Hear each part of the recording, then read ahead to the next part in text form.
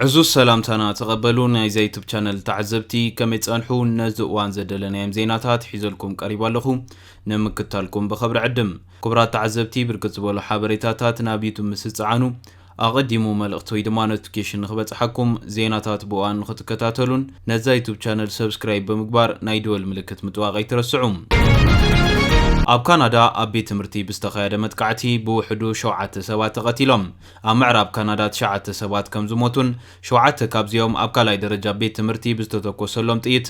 ክልተ ካልኦት እውን ኣብ መንበሪ ቤቶም ሞቶም ከም ዝተረኽቡ ፌደራል ፖሊስ ኣፍሊጡ ይርከብ ኣሎ ኣብ ቱምብለር ሪጅ ብሪቲሽ ኮሎምቢያ ንዝተፈጸመ ቅትለት ተሓታቲ ምዃኑ ዝእመነሉ ሰቡን ሞይቱ ከም ዝተረኽበ እቲ ሓበሬታ ወሲኹ ይገልጽ ኣብቲ መጥቃዕቲ 27 ሰባት ከም ዝቆሰሉ ክልተ ካብኦም ከቢድ መጉዳእቲ ከም ዝወረዶም 25 ካልኦት ድማ ንህይወቶም ኣብ ሓደጋ ዘየእቱ መጉዳእቲ ከም ዘጓነፎም ንፖሊስ ይሕበር ፖሊስ ትማላ ኣብ ሰዓታት ድሕሪ ቀትሪ ኣብ ካልኣይ ደረጃ ቤት ትምህርቲ ቱምብለር ሪጅ ይትኩሱ ከም ዝነበረ ሓበሬታ ምርካቡ ገሊጹሎም ኣብቲ ቦታ ምስ በጽሐ ነቲ ጥርጡር ሓዊሶም 6 ብጥይት ዝተቐትሉ ሰባት ረኺቦም ሓደ ድማ ናብ ሆስፒታል እናተወስደን ከሎ ዓሪፍሎም ፖሊስ ምስ ተፈጻሚ ዝተኣሳሰረ ምዃኑ ዝኣመነሉ ካልእ ቦታ ዘለለየ ኮይኑ ክልተ ተወሰኽቲ ግዳያት ኣብቲ ቤት ሞይቶም ተረኺቦም ይብል ቀዳማይ ሚኒስትር ካናዳ ማርክ ካርኒ እቲ መዓንታ ከብድኻ ዝቆርጽ ፍጻመ ዘስካሕክሕ ምንባሩ ይገልጽ እቲ ቀዳማይ ሚኒስትር ኣብቲ ልዕሊ 60 መራሕቲ ሃገራት ክሳተፍዎ ተጽቢት ዝግበር ዋዕላ ጸጥታ ሙኒክ ዝነበሮ መደብ እውን ሰሪዝወሎም ማዕኸናት ዜና ካናዳ እታ ተኳሲት ጓል ኣንስተይቲ ምዃና እኳ እንተገለጸ መንነት ናይቲ ጥርጡር ኣፍልጦ ዘለዎም ፖሊስ ግን ዝርዝር ሓበሬታ ካብ ምሃብ ተቆጢቦም ኣለዉ ኣዛዚ ሰሜናዊ ኣውራጃ ኬን ፍሎይድ ኣብ ዝሃቦ መግለጺ እቲ ፍጻመ ሃንደበት ምንባሩ ሕብረተሰብ ዝሃቦ ምላሽ ወሳኒ ግደ ከም ዝነበሮም ብምብራህ እዚ ዕለት ንሕብረተሰብና ንምእማኑ ዘጸግም ከቢድን ስምዒት ዝተንክፍን ነይሩ ኢሉ ቱምብለር ሪጅ ካብዛ ዓበይት ከተማ ብሪቲሽ ኮሎምቢያ ዝኾነት ቫንኮቨር ልዕሊ 1100 ኪሎ ሜትር ንሰሜን ርሒቓት ትርከብ እያ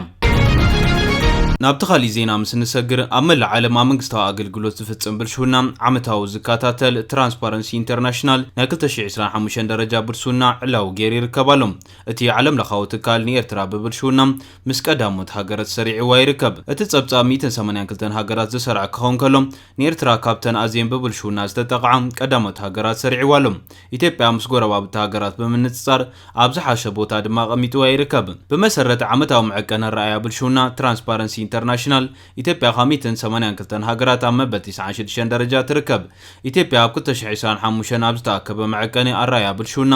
38 ነጥቢ ካብ 100 ብምምዝጋብ ካብቲ ዓለማዊ ማእኸላይ ውጽኢት 42 ካብ 100 ዝወረደት ኮይና ተረኺባ ኤርትራ 13 ካብ 100 ብምርካብ ካብተን ብብልሹና ኣብ ዝኸፈ ደረጃ ዝርከባ ሃገራት ሓንቲ እያ ዝበላ ኮይኑ ኬንያ 30 ካብ 100 ሱዳን ድማ 14 ካብ 100 ብምምዝጋብ ዳርጋ ኣብ ተመሳሳሊ ደረጃ ይርከባ ካልኦት ሃገራት እዚ ዞባ ዝኾና ሶማልን ደቡብ ሱዳንን 9 ካብ 100 ነጥቢ ብምዝጋብ ካብ 182 ሃገራት ኣብ መወዳእታ ተሰሪዐን ይርከባ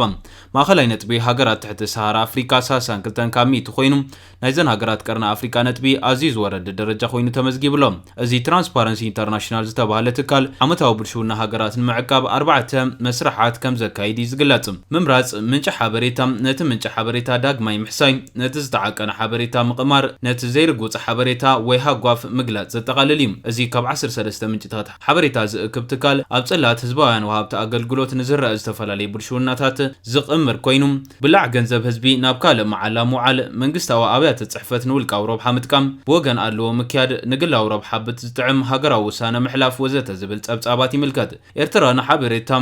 ዕጡት ተባሂላ ስለትውቀስ እቲ መረዳእታ ዝተኣከበሉ ኣገባብ ዝተገልጸሉ መገዲ የለን መዐቀኒ ረኣያ ብልሹና ን182 ሃገራት ካብ ዜሮም ዝለዓለ ብልሹና ክሳብ 100 ዝተሓተ ብዝብል ደረጃ ዝሰርዕ ኮይኑ ብመሰረት ክኢላታት ኣካየድቲ ትካል እቲ ደረጃ ኣብ መንግስታዊ ትካላት ሓንቲ ሃገር ዘሎ ዕምቆት ብልሹና ዘመልክት እዩ ይኹን እምበር እቲ መዐቀኒ ኣብ ሓንቲ ሃገር ክሳብ ክንደይ ብልሹና ከም ዘሎ ብቐጥታ ዝመዝን ኣይኮነን ኣብ መዐቀኒ ረኣያ ብልሹና ልዕሊ ፍርቂ ካብ 100 ነጥቢ ዘመዝገባ ሃገራት ኣብ ጽቡቕ ኩነታት ከም ዘለዋ ይዝቑጸር ዓለም ለኻዊ ማእኸላይ ነጥቢ ብልሹና ኣብ 2025 ናብ 42 ወሪድሎም እዚ ድማ ኣብ መላእ ዓለም ኣብ ምሕደራ ዘሎ ሰፊሕ ብድሆታት እናገደደ ምምጽኡ ዘንጸባርቕ ምዃኑ ተገሊጹሎም ትራንስፓረንሲ ኢንተርናሽናል በቲ 10 ለካቲት 2026 ዝዘርግሖ መዐቀኒ ረኣያ ብልሹና ኣብ 2025 ዝተኣከበ መረዳእታ መሰረት ዝተሰናደአ ምዃኑ ይዝገልጽ በዚ መሰረት ብዙሓት ሃገራት ትሕቲ ሰሃራ ኣፍሪካ ብመንጽር ብልሹና ካብተን ዝገደዳ ሃገራት ዓለም ምዃነን ይሕብር እቲ መረዳእታ ከም ዘመልክቶ ትሕቲ ሰሃራ ኣፍሪካ ከቢድ ናይ ምሕደራ ብድሆታት ከም ዘጋጠመን መብዛሕትአን ሃገራት ትሕቲ ዓለማዊ ማእኸላይ ነጥቢ ከም ዝመዝገባን የመልክት። እዚ ድማ ኣብ ትካላት መንግስቲ ግልጽ ዘይምህላውን ድኹም ኣፈጻጽማን ዘንጸባርቕ እዩ። ይኹን እምበር ደረጃ ብልሹና ኢትዮጵያ ካብ ብዙሓት ጎረባብቲ ብተዘማዲ ዝሓሸ ኮይኑ ተረኺብሎም ካብቲ ዝሓለፈ ዓመት ብሓደ ደረጃ ምምሕያሽ እውን ኣርኢ ይርከብ። እቲ ጸብጻብ ከም ዘመልክቶም መብዛሕትአን እተን ኣብቲ ደብዳበ ዝተኻተት 49 ሃገራት ኣፍሪካ ካብ 2012 ጀሚረን ምንቁልቋል ከም ዘርኣያ ይሕብር። ኣብቲ ናይ 2025 ደረጃ ካብ 49 ሃገራት ኣፍሪካ እተን 4 ጥራየን ልዕሊ 50 ነጥባ ዘመዝገባ። ሶማል፣ ደቡብ ሱዳን መበል 9 ክኾና ከለዋ ኤርትራ መበል 13 ሱዳን ድማ መበል 14 ደረጃ ሒዘን ኣለዋ። እቲ ጸብጻብ ኣብ ኣፍሪካ ዝካየድ ዘሎ ጻዕርታት ጸረ ብልሹና ብዝሕቱል ሲቪካዊ ምሕደራ ክኸውን ከሎ ዜጋታት ፍትሒ ናይ ምርካብ መሰሎም ዝደኸመን ዝተዛብዐን ምዃኑ የረጋጊጹ። ብደረጃ ዓለም ዝወሓደ ደረጃ ብልሹና ዘለወን ሃገራት ዴንማርክ፣ ፊንላንድን ኒውዚላንድን ኮይነን ኣለዋ። ኣብዚ ጸብጻብ ዴንማርክ 89፣ ፊንላንድ 88፣ ሲንጋፖር 84 ኣብ ምቁጽጻር ብልሹና መሪሕ ደረጃ ዝሓዛ ኮይነን ካብተን ሓያላ ዝበሃላ ሃገራት ኣሜሪካ 64፣ ቻይና 43፣ ሩስያ 22 ደረጃ መዝጊበን ኣለዋ። ኣብዚ ዓለማዊ ጸብጻብ ብዛዕባ ብልሹና ኣብ ማሕበራት መንግስቲ ሲሸልስ 68 ካብ 100 ብምሓዝ ካብ ሃገራት ትሕቲ ሰሃራ ኣፍሪካ እታ ዝሓሸት ተባሂላ ኣላ። ቀጺለን ድማ ኬፕ ቨርዲ 62፣ ቦትስዋና 58 ከምኡ ድማ ሩዋንዳ 58 ይኽተላ። ናብ ተኻሊ ዜና ምስ ንሰግር ኢትዮጵያ ሚስጥራዊ መሰልጠን ማእኸል ዳዕሚ ሰሪዕ ከም ዝሃነጸት ምቅልዑ ሲኢቡ ካብ ሴነተር ኣሜሪካ ከቢድ መጠንቀቕታት ተዋሂብዋ። ኢትዮጵያ ኣብ ምዕራባዊ ደቡባታ ኣብ ክልል ቤንሻንጉል ጉሙዝ ሓደ ሚስጥራዊ መሰልጠን ማእኸል ዳዕሚ ሰሪዕ ከም ዝሃነጠስ ሮይተርስ ዘካየዶ መርመራ ቃልዕ እዩ። እዚ መዓስከር ኣብ ጎረቤት ሃገር ሱዳን ዝዋጋእ ዘሎ ወታደራዊ ጉጅለ ዳዕሚ ሰሪዕ ኣሽሓተ ወጋእቲ ወታደራት ዘሰልጥነሉ ምዃኑ ብኢማራት ከም ዝምወልን ጸብጻባት ሮይተርስ ኣረጋጊጹ እዩ። እዚ ድማ ኣብ ዓለም ኣብዚ እዋን ይካየድ ካብ ዘለው ቀተልቲ ግጭታት ዝኾነ ኩናት ሕድሕድ ሱዳን ካብ ኣፍሪካን ማእኸላይ ምብራቕን ዞባ ሓይልታት ይጸምድ ከም ዘሎ ዘርኢ ምዕባለ ምዃኑ እውን እቲ ሓበሬታ የመልክት። እቲ መዓስከር ኢትዮጵያ ኣብ ኩናት ሱዳን ትሳተፍ ከም ዘላ ናይ መጀመርታ ጭቡጥ መርትዖ ኮይኑሎም ኣብ ደቡብ ሱዳን ውግእ እናተገደደ ኣብ ዝኸደሉ ዘሎ እዋን ንሓይልታት ዳዕሚ ሰሪዕ ሓደስቲ ወታደራት ዝቐርብ ሓደገኛ ክኸውን ዝኽእል ምዕባለ እዩ። እዚ ሓበሬታ እዚ ድማ ኣብ ከም ሚድል ኢስት ዝኣመሰሉ ማዕኸናት ሓበሬታ ክቃላሕ ከም ዝጸንሐ ዝፍለጥ ኮይኑ ሮይተርስ ዝተፈላለዩ ምንጭታት ተወኪሶ ኣረጋጊጽዎ ይርከብ ኣሎ። ሮይተርስ ኢማራት ዓረብ ኣብቲ ፕሮጀክት ምስታፋ ዕላማ ናይቲ መዓስከር ብናጻ ወገን ክረጋገጽ ኣይከኣለን ኢሉ። ሚኒስትሪ ጉዳያት ወጻኢታ ሃገር ንዝቐረበሉ ሕቶ ኣብ ዝሃቦ ምላሽ ኣብቲ ግጭት ሱዳን ኢድ ከም ዘይብሉን ብዝኾነ ይኹን መገዲ ኣብ ተጻብኦ ከም ዘይተሳተፈን ይዝገልጽ። ብዛዕባ እዚ ምስጢራዊ መዓስከር ብሮይተርስ ዝወፅእ ሓበሬታ ዝምልከት ድማ ብመንግስቲ ኢትዮጵያ ይኹን ኢማራት ዛጊ ዝወፅኦ ርእይቶ የለን። እዚ ኮይኑ ግን ከቢድ መጠንቀቕታ ኣሜሪካዊ ሴነተር ንኢትዮጵያን ኢማራትን ቀሪቡ ይርከብ ኣሎ። ኣብ ወንበር ሴኔት ኣሜሪካ መንግስቲ ኢትዮጵያ ኣብ ውሽጢ ግዛት ኣብ ክልል ቤንሻንጉል ጉሙዝ ሓደ ምስጢራዊ መሰልጠኒ ማዕኸን ዳዕሚ ሰሪዕ ከም ዝሃነጸ ሮይተርስ ድሕሪ ምሕባሩ ኣብ ወንበር ሴኔት ኣሜሪካ ጂም ሪች ንኢትዮጵያን ኢማራት ዓረብን ሽበራዊ ስያመ ክወሃቦም ብከቢድ ኣጠንቂቑሎም። ከም ዝፍለጥ መንግስቲ ኢትዮጵያ ኣብ ውሽጢ ግዛታት ኣብ ክልል ቤንሻንጉል ጉሙዝ ሓደ ምስጢራዊ ማእኸል ዳዕሚ ሰሪዕ ከም ዝሃነጸ ሮይተርስ ዘካየደ ደቂቕ መርመራ ምቅልዑ ዝሕበር። እዚ መዓስከር ኣብ ጎረቤት ሃገር ሱዳን ንዝዋጋእ ዘሎ ወታደራዊ ጉጅለ ዳዕሚ ሰሪዕ ኣሽሓት ወጋእቲ ወታደራት ዘሰልጥነሉ ምዃኑን ንምብራቕ ኣፍሪካን ዞባ ቀይሕ ባሕርን ንምዝራግ ብኢማራት ዓረብ ከም ዝምወልን ብጋበርያ ኢማራት ዓረብ ኣብ ቀረን ኣፍሪካ ከም ዝኾነት ብዝግለጸላ ኢትዮጵያ ይትግበር ከም ዘሎን እዩ ጸብጻባት ሮይተርስ ዝሕብር። እቲ መዓስከር ስልጠና ዳዕሚ ሰሪዕ ኢትዮጵያ ብቐጥታን ተዘዋዋርን ኣብ ኩናት ሱዳን ትሳተፍ ከም ዘላ ናይ መጀመርታ ጭቡጥ መርትዖ ኮይኑ ድማ ይርከብ።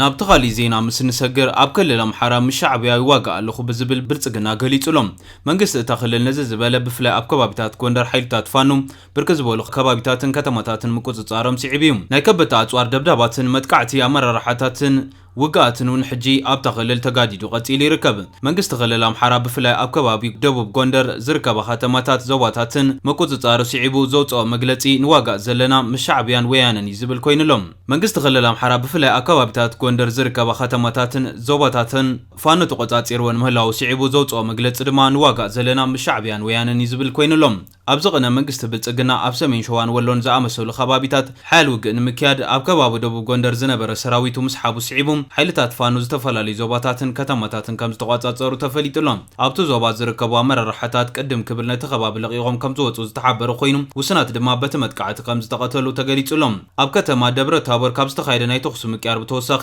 ባህር ዳር ምስ ወሎን ጎንደርን ዘራኽብ ጎደናታት ብሓይልታት ፋኖ ከም ዝተተሓዘ እዩ ተገሊጹ ዘሎም። ነዚ ሲዒብ እዩ ብልጽግና እታ ክልል ንዋጋእ ዘለና ምስ ፋኖ ጥራሕ ደይኮነም ምሻዕብያን ወያነን ምዃኑ ህዝብና ይፍለጠልና ዝብል መግለጺ ዘርጊሑ ዝርከብ። ሕጂ ኣብ ክልል ኣምሓራ ኮነ ኣብ መላእ ኢትዮጵያ ኢትዮጵያ ዝካየድ ውግኣት ኣመራርሓን ሎጂስቲክን ካብ ኣስመራን መቐለን ዝቐርበሎም ክብል እቲ ናይ ኣምሓራ ብልጽግና መግለጺ ይቕጽል። እዚ ከምዚ ኢሉ እንከሎ ናብ ሰሜን ኣንፈት ዝግበር ናይ ሰራዊት ብልጽግና ምንቅስቓስ ከም ዝቐጸለ እውን ተሓቢሩሎም። ኣብ ከባቢ ዶባት ትግራይን ኤርትራን ዘሎ ሰራዊት ኤርትራ ብዝምልከት እውን ካብ ነበርቲ እቲ ከባቢ ሓበሬታታት እናወፀ ዝርከብ። ኣብ ዝሓለፈ መዓልታት ናብ ከባቢ ዶባት ትግራይ መንግስቲ ብልጽግና ሰራዊቱን ኣጽዋራቱን ይንቀሳቐስ ከም ዘሎ ተጸብጺቡ እዩ። ብፍላይ ካብ ዝተፈላለዩ ከባቢታት ኦሮሚያ ሓይሉ ብምትእኽኻብ ዝካየድ ዘሎ ምንቅስቓስ ቀጺሉ ይርከብ። መንግስቲ ብልጽግና ንመንግስቲ ኤርትራ ብወራር ግዛኣተይ ተቆጻጺርካ ኣለኻ ለቒካ ውፀለይ ዝብል መግለጺ እዩ ምስ ናይ ዝቐነ ወታደራዊ ምንቅስቓስ ሓቢሩ ዝረአ ኮይኑሎም። ነዚ ሰሞን ኩነታት ብዝምልከት እውን መንግስቲ ኤርትራ ሕወሓትን መብርህን መልስን ኣቕሪቦም እዮም። ሕወሓት ካሊእ ደማዊ ኩናት ንምኽፋት